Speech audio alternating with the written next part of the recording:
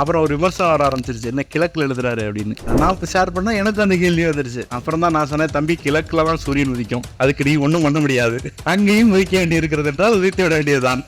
இஸ்லாமியர்களுக்கு மீதான ஒரு வெறுப்பு பிரச்சாரங்கிறது வந்து ஒரு சாதாரண விஷயம் இல்லை. நான் பேசுகிறேன் அப்படின்னா எனக்கு கரண்ட் இன்சிடென்ட்டை மட்டுமே வச்சு பேசிகிட்டு இருக்கோம். எங்கு ஒரு குற்றம் நடந்தாலும் அந்த குற்றத்துக்கு அவர்களுக்கு தொடர்பே இல்லைனாலும் ஒரு புகைப்படமோ ஒரு ஸ்டேட்டஸும் போட்டு அதை ஒரு முஸ்லீம் ஆங்கிள் போடுற ஒரு எண்ணம் இங்கே இருந்துகிட்டே இருக்கு. பொய்களும் வெறுப்பு பிரச்சாரமும் அவ்வளோ இருக்கு. நீங்க எல்லாம் போய் ஸ்டேட்டஸ் போடுறீங்களா? ஒரு வெறுப்பு பிரச்சாரத்துக்கு எதிராக நம்ம பேசுறோமா, வெறுப்பு பிரச்சாரம் தப்புன்னு பேசுறோமா, அல்லது ஒற்றுமையை வலியுறுத்தி செக்குலரிசத்தை வலியுறுத்தி நம்ம பேசுறோமா? ஆனால் அந்த வெறுப்பு பிரச்சாரம் செய்பவர்கள் தினமும் ஒரு நாளைக்கு ஒரு 20 விஷயம் 30 விஷயத்த திரும்ப திரும்ப சரியா தப்பா நீங்க யோசிக்கிறதுக்குள்ள அடுத்த விஷயம் உங்க தலையில போட்டுட்டு அதை பத்தி பேசிட்டு அதுக்கு பின்னாடி நாங்கள் ஓட வச்சுட்டே இருக்காங்க. இது முஸ்லிம்கள் பிரச்சனை அப்படின்னு பார்க்கறது வந்து ரொம்ப தப்பானது. ஒரு மனிதன் இன்னொரு மனிதனுக்கு செய்யக்கூடிய ஒரே நன்மை என்ன அப்படின்னா, நம்ம எல்லாம் ஒற்றுமையாக இருப்பதை பேசுவதும் இந்த எதிர்த்து சண்டையிடுவதும். சண்டை தான், ஆமாம், அது யாரோ ஒருவருடைய சண்டை இல்லை, மனித குலத்திற்கே எதிரான ஒரு நரேட்டிவ்க்கு எதிரான சண்டை.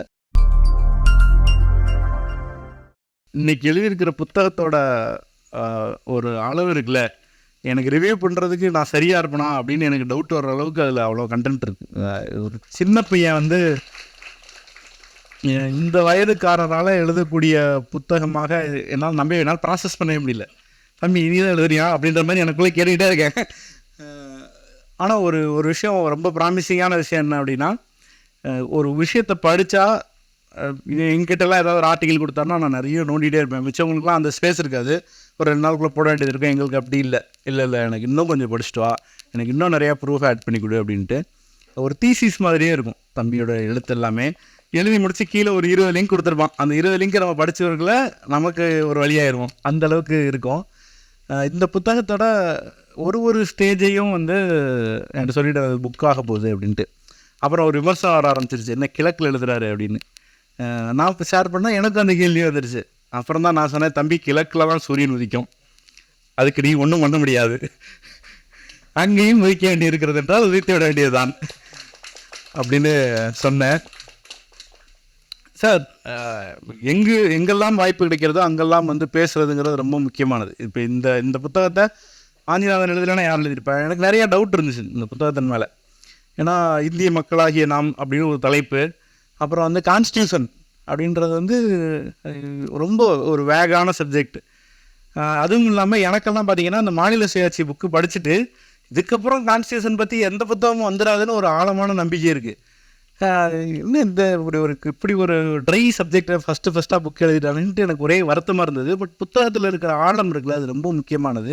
அதை எங்கே கொண்டு போய் கனெக்ட் பண்ணுறது அப்படின்ற வேற ஒரு ஆங்கிளை வந்து டச் பண்ணியிருக்கு. இன்றைக்கி வந்து இஸ்லாமியர்களுக்கு மீதான ஒரு வெறுப்பு பிரச்சாரங்கிறது வந்து ஒரு சாதாரண விஷயம் இல்லை. நான் பேசுகிறேன் அப்படின்னா எனக்கு கரண்ட் இன்சிடென்ட்டை மட்டுமே வச்சு பேசிகிட்டு இருக்கோம்.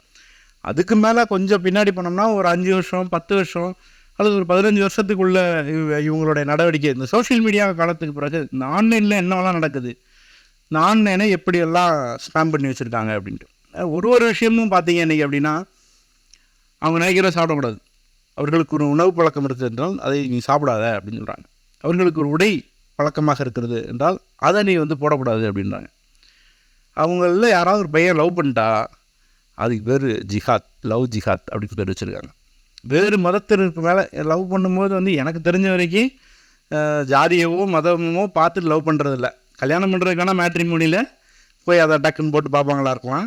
பட் வந்து இந்த விஷயம் வந்து கிடையாது இல்லையா? ஆனால் எங்கு கொலை நடந்தாலும் எங்கு ஒரு குற்றம் நடந்தாலும் அந்த குற்றத்துக்கு அவர்களுக்கு தொடர்பே இல்லைனாலும் ஒரு புகைப்படமோ ஒரு ஸ்டேட்டஸும் போட்டு அதை ஒரு முஸ்லீம் ஆங்கிள் போடுற ஒரு எண்ணம் இங்கே இருந்துகிட்டே இருக்குது. ஒரு வியாபாரம் பண்ணக்கூடாதீங்க முஸ்லீம்கள் அப்படின்னு ஓப்பனாக எழுதுகிறாங்க. எம்பிஸ் பேசுகிறாங்க, எம்பிலாம் வந்து பேசுகிறாங்க. இப்போ நான் இங்கெல்லாம் வந்து இந்த புத்தகத்தை பற்றி ரிவ்யூ பண்ணுறது நல்லதாக இருக்குமா, நம்ம வேறு அரசு வேலையில் இருக்கோம், ஏற்கனவே நம்ம தும்ம கூட முடியாத நிலைமைக்கு அடக்கி இப்படி பார்த்தாவே டக்குன்னு நம்மளை பற்றி 2 செய்தி வருது. இப்போ இதை என்னத்தையும் பேசணுமான்னு யோசிச்சு பாருங்கள். ஒருத்தரால் இங்கே இருக்கிற மக்களோடு வியாபாரம் செய்யாதான்னு பொய்யா எழுத முடியுது. இங்கே இருக்கிற மக்கள் எந்த குற்றம் நடந்தாலும் அவர்கள் தான் செஞ்சாங்கன்னு எழுத முடியுது. அது தப்புன்னு சொல்கிறாளுக்கு பயமாக இருக்குது, பேசலாமா வேணாமான்னு. அந்த தயக்கம் வந்து உடைபட வேண்டும். அது இல்லைன்னா அன்றைக்கி வந்து ரொம்ப கஷ்டம். இங்கே இருக்கிற காலத்தில் நான் நினச்சிட்டு இருந்தேன் இப்போ தான் பொய் சொல்கிறாங்க போல். இந்த இன்டர்நெட் வந்ததுக்கு பிறகு தான் பொய்யால் நிரம்பி இருக்கிறது, நெரேட்டிவ்ஸால் நிரம்பி இருக்குது. அது வந்து ஒரு தலைக்கு மேலே வெள்ளம் போல் இருக்குது. அதை உடைக்கிறதுக்கே ரொம்ப சிரமமாக இருக்கிற அளவுக்கு பொய்களாக இருக்குது அப்படின்னு நினச்சேன். பட் இந்த மாதிரியான ஒரு சுதந்திர காலத்திலேருந்தே இதாக ஆளையாக இருந்திருக்காங்க. நமக்கு தான் கொஞ்சம் லேட்டாக தெரிஞ்சிருக்கு. அதற்கும் முன்னாடியிலேருந்து எனக்கு இந்த புத்தகத்தில் ரொம்ப ஒரு பாட்டு முக்கியமாக எனக்கு தோணுச்சு. இப்போ நான் பாயிண்ட்ஸ் எடுத்தாலும் ரொம்ப முக்கியமான பாயிண்ட்ஸ் அத்தனையும் சொல்லிட்டேன்னா புத்தகம் நீங்கள் வாங்க வேண்டியதில்லை. அது அந்த தப்பாக நான் நிறைய இடங்களில் பார்த்துருக்கேன். புத்தகத்தை பார்த்துட்டு இதை படிச்சுட்டு வந்திருக்கோமா இல்லையா நம்ம சொல்லி ஆகணும்னு முதல் பக்கத்துலேருந்து கடைசி பக்கத்துலேருந்து நல்ல விஷயத்தை எல்லாத்தையும் எழுதுறாங்க. அந்த தப்பையும் பண்ணக்கூடாது இல்லையா? அதில் ரொம்ப முக்கியமான விஷயம் என்னென்னா, முஸ்லீம்கள் வந்து இங்கே வர்றாங்க அப்படின்னா அந்த அரபு நாடுகளோடு நமக்கு இருந்த தொடர்பு, அவங்க முஸ்லீம்னு தன்னை ஐடென்டிஃபை பண்ணிக்கிற வருஷத்துக்கு முன்னாடியே இங்கே வியாபார ரீதியாக நம்மளோட தொடர்பில் இருந்திருக்காங்க அப்படின்ற ஒரு விஷயம் எழுதியிருந்தார்.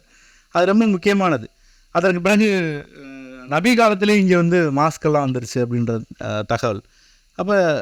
அவ்வளோ கலாச்சார ரீதியாக வந்து நம்ம அந்த பகுதிகளோடு நமக்கு ஒரு நட்பு இருந்தது. இன்றைக்கி பார்த்திங்கன்னா அவ்வளோ அபண்டன்ஸ், கண்டென்ட் அபண்டன்ஸ், பொய்களும் வெறுப்பு பிரச்சாரமும் அவ்வளோ இருக்குது. நீங்கள்லாம் போய் ஸ்டேட்டஸ் போடுறீங்களா? ஒரு வெறுப்பு பிரச்சாரத்துக்கு எதிராக நம்ம பேசுகிறோமா, வெறுப்பு பிரச்சாரம் தப்புன்னு பேசுகிறோமா, அல்லது ஒற்றுமையை வலியுறுத்தி செக்குலரிசத்தை வலியுறுத்தி நம்ம பேசுகிறோமா? அப்படின்னு நம்ம பேச மாட்டோம். அப்படியே பேசினா என்றைக்கே ஒரு நாள் பேசுவோம்.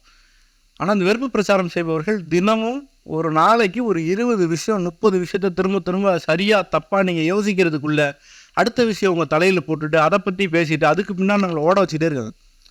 இந்த காலகட்டத்தில் இது மாதிரி ஒரு டிக்ஷனரி மாதிரி ஒரு விஷயம் வர்றதுங்கிறது ரொம்ப முக்கியமானது. இதை வந்து அடுத்தடுத்து இந்த கண்டென்ட்டெல்லாம் பிரித்து ஒருத்தர் வீடியோ போடணும்னு நினச்சாருன்னா அவர் வயசாகிற அளவுக்கு போடலாம். அவ்வளோ கண்டென்ட் இருக்குது. ஸோ அவ்வளோ ரெஃபரன்ஸ் எடுத்து வேலை செஞ்ச தம்பி வந்து மனதாராக பாராட்ட வேண்டிய ஒரு விஷயம்தான் இன்றைக்கி வந்தது.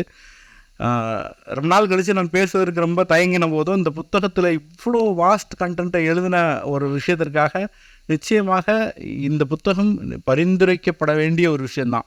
என்னை வந்து ரிலீஜியஸாக என்கிட்ட யார் வந்து இந்த பொலிட்டிக்கல் புக் ஏதாவது சொல்லுங்கள் அப்படின்னு சொன்னாலும் நீதிதேவன் மயக்கமும் மாநில சுயாட்சியும் சொல்லிடுவேன். அதை தாண்டி இப்போ வேறு புக் சொல்லணும் அப்படின்னா இனிமேல் தம்பியோட புத்தகத்தை வந்து உறுதியாக சொல்லணும் அப்படின்னு நான் நினைக்கிறேன். அதுவும் அந்த எந்த சப்ஜெக்ட் வந்து எனக்கு ரொம்ப ஃபேவரட்டான ஒரு புக்கு இருந்துச்சோ அந்த பகுதியிலேருந்தே வேறு ஒரு இடத்த நகர்த்தி இருக்கிறதுக்கு வாழ்த்துக்கள்.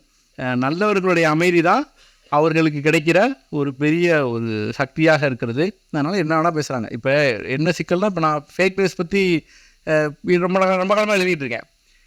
நான் இங்கே ஜாயின் பண்ணோடனே என்னை பற்றி ஒரு 100 ஃபேக் நியூஸ் வந்துருச்சு. என்னால் எழுதவே முடியல. ரொம்ப அப்படியே கை கட்டி போய் இருந்தேன். ஸோ அந்த நேரத்தில் கூடுதலாக ஒரு 100 பேர் இருந்தாங்கன்னா, தம்பி தப்புப்பா இப்போல்லாம் நடக்கலை அப்படின்னு சொல்கிறதுக்கு யாராவது இருப்பாங்க. அது வந்து ஒரு பெரிய சிக்கலாக இங்கே இருக்குது. இந்த போஸ்ட் ட்ரூத் யாரால இது போல் இருக்கிற விஷயத்தை எதிர்த்து சண்டையிடுவதுங்கிறது எல்லாருடைய ஒரு மனித கடமை.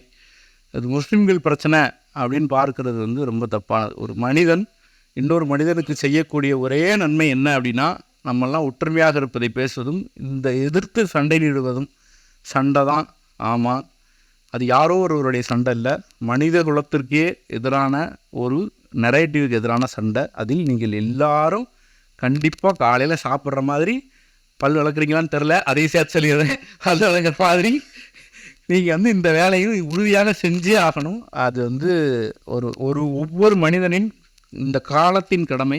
இந்த கடமையை தினம் ஒரு தடவையாவது ஒற்றுமையாக இருப்பதையும், இந்த வெறுப்பு பிரச்சாரத்துக்கு எதிரான ஒரு வரியவாவது எழுதுங்க, பேசுங்க, உங்கள் குழந்தைகளிடமும் உங்கள் நண்பர்களிடமும் சொல்லுங்கள். ரொம்ப நன்றி.